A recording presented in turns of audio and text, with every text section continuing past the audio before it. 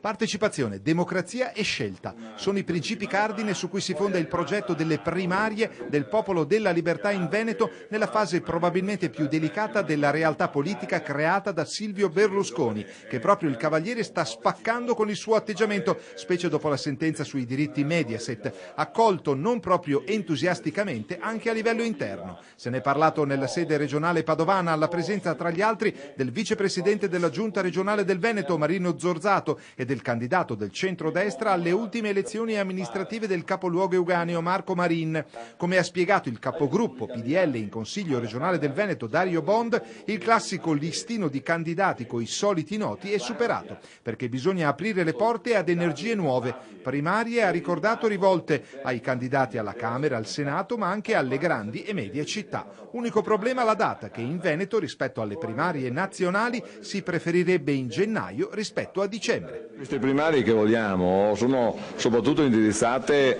al rinnovamento. È evidente che tutti i candidati possono correre, quelli che ci sono già presenti come Camera dei Deputati, come Senato, ma l'auspicio è vedere facce nuove. Vedere facce nuove che si confrontano su dei temi, su dei territori che sono dei collegi provinciali e anche portano qualcosa di novità, portano una vibrazione di emozione all'interno del sistema Casa delle Libertà. È chiaro che poi questo porta un grosso attivismo, una raccolta di firme da parte dei candidati, perché non è che possono arrivare qui e dire ci candidiamo. È anche chiaro che questo provocherà magari degli scontri, ma piuttosto di vedere una prateria senza cavalli e senza persone, quindi un deserto,